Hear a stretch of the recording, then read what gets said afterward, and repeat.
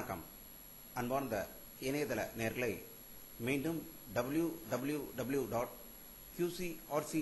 என்ற இணையதளத்திற்காக நியூஸ் தமிழ் செய்தி அறிக்கையில் உங்களை சந்திப்பதில் பெருமகிழ்ச்சி அடைகிறோம். இன்று 20 ஜூன் 2009க்கான முக்கிய செய்திகளை தற்போது பார்க்கலாம்.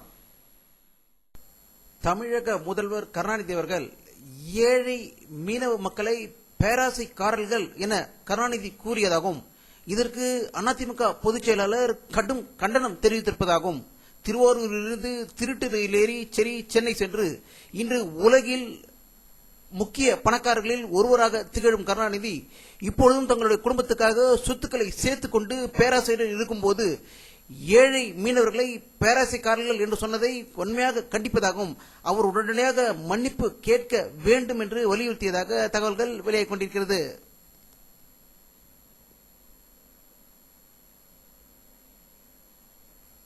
தமிழக முதல்வர் கருணாநிதியை மத்திய அமைச்சர் ஃபரூக் அப்துல்லா சந்தித்து பேசியதாகவும் தமிழகத்தில் காற்றாலை மின் உற்பத்தியை பெருக்க விரைவில் நடவடிக்கை எடுக்கப்படும் என்று உறுதி அளித்ததாக சென்னையிலிருந்து தகவல்கள் வெளியாகிக் கொண்டிருக்கிறது.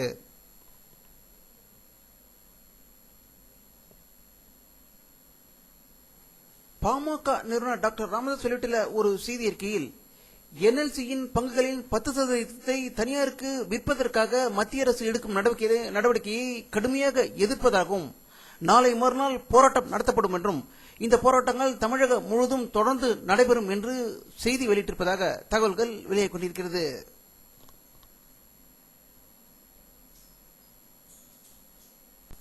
தமிழ் ஈழ நாட்டில் லட்சக்கணக்கான தமிழர்களை கொன்று குவித்ததில் பங்குடைய இந்திய வெளியுறவு செயலாளர் திரு சிவசங்கர் மேனன் அவர்கள் நேபாளம் சென்று அங்கு குட்டையை குழப்பதற்கு சென்றபோது அவருக்கு கருப்பு கொடி ஆர்ப்பாட்டம் நேபாளத்தில் காட்டப்பட்டதாக காட்மாண்டுவிலிருந்து தகவல்கள் வெளியாகிக் கொண்டிருக்கிறது.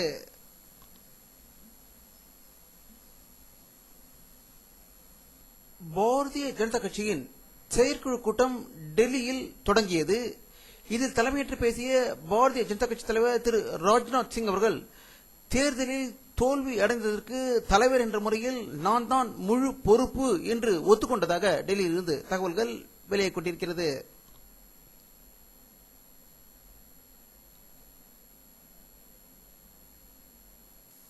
மேற்கு வங்க மாநிலத்தில் துணை ராணுவ படையினர் இன்று 3வது நாளாக மேற்கொண்ட தாக்குதலை தொடர்ந்து மாவோயிஸ்ட் தீவிரவாதிகள் தப்பி ஓடிவிட்டதாகவும் போலீஸ் நிலையங்கள் அங்கிருந்து மீட்கப்பட்டதாக கொல்கத்தாவிலிருந்து தகவல்கள் வெளியாகிக் கொண்டிருக்கிறது.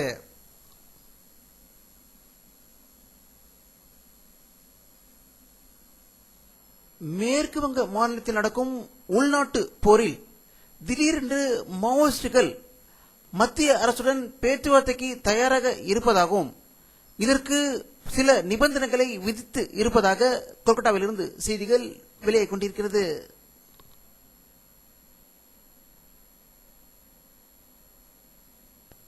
மேற்கு வங்க மாநிலத்தில் நடக்கும் உள்நாட்டு போரில் மார்க்சிஸ்ட் கட்சியை திரிணாமுல் காங்கிரஸை குற்றம் சாட்டுகிறது. இவர்கள்தான் தூண்டிவிடுகிறார்கள் என்றும் இதற்கு காங்கிரசும் உடந்தை என்று கூறியிருக்கிறது. இதற்கு மம்தா பானர்ஜி வெளியிட்டுள்ள ஒரு செய்தி அறிக்கையில் நாங்கள் மாவோயிஸ்டுகளை தூண்டவில்லை என்றும் கம்யூனிஸ்ட் கட்சி ஏன் நக்சலைட்டுகளை தடை செய்யவில்லை என்று எதிர்கேள்வி எழுப்பியிருப்பதாகவும் மேற்கு வங்க மாநிலத்திலிருந்து செய்திகள் வெளியாகிக் கொண்டிருக்கிறது.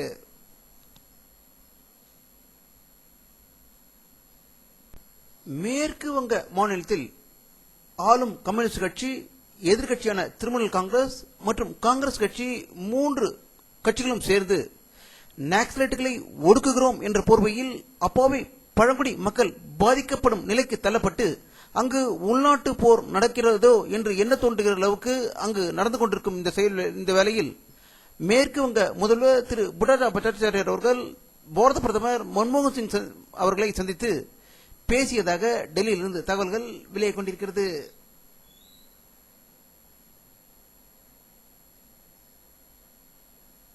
ஆந்திர மாநிலத்திலிருந்து தனி மாநிலமாக தெலுங்கானா பிரிக்கப்பட வேண்டும் என்று போராடிய டிஆர்எஸ் தெலுங்கானா ராஷ்டிரிய சமிதி கட்சியின் தலைவர் திரு சந்திரசேகர் ராவ் நேற்று பதவியை ராஜினாமா செய்தார் கட்சியிலிருந்து. அதேபோல கட்சியின் பொதுச் செயலாளர் விஜயசாந்தியும் திடீரென்று பதவி விலகியதால் கட்சி கடும் குழப்பத்திலும் இருப்பதாக தகவல்கள் வெளியாகிக் கொண்டிருக்கின்றன. இதற்கு முன்பு கட்சியில் கோஷ்டி பூசல் உச்ச கட்டத்தை அடைந்தது அனைவரும் அறிந்ததே.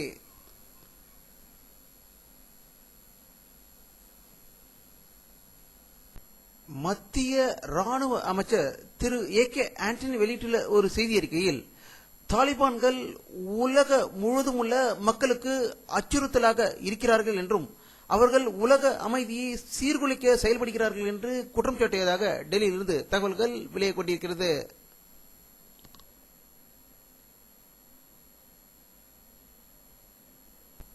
அமெரிக்க அதிபர் திரு பாரக் ஒபாமா அவர்கள் காஷ்மீர் பிரச்சனையில் அமெரிக்கா தலையிடாது என்றும் இந்தியாவுக்கும் பாகிஸ்தானுக்கும் இடையில் இருக்கும் பிரச்சனைகளில் அமெரிக்கா தலையிட விரும்பவில்லை என்று செய்தி வெளியிட்டிருப்பதாக வாஷிங்டனிலிருந்து செய்திகள் வெளியாகிக் கொண்டிருக்கிறது.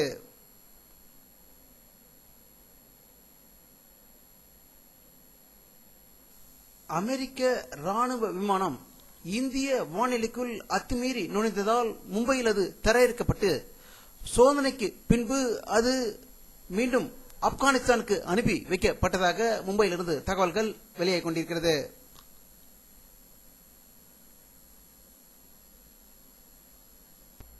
பாகிஸ்தானில் பர்சிஸ்தான் என்னும் இடத்தில் நடந்த ஒரு பயங்கர சண்டையில் 50 தாலிபான்கள் கொல்லப்பட்டதாக இஸ்லாமாபாத்திலிருந்து செய்திகள் வெளியாகிக் கொண்டிருக்கிறது.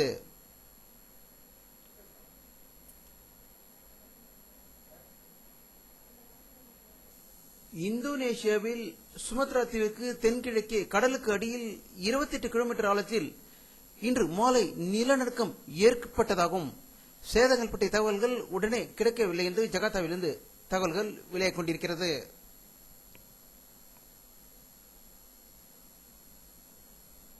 வானிலை அறிக்கை 20 ஜூன் 2009 பிற்பகல் 5 மணி எடுக்கப்பட்ட சேட்டலைட் புகைப்படத்தை தற்போது பார்த்துக் கொண்டிருக்கிறீர்கள்.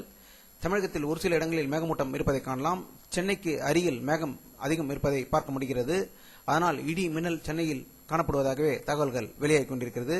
பகல் நேரத்தில் வெப்பத்தின் தாக்கம் அதிகமாக இருந்ததாகவே தகவல்கள் வெளியாகிக் கொண்டிருக்கிறது.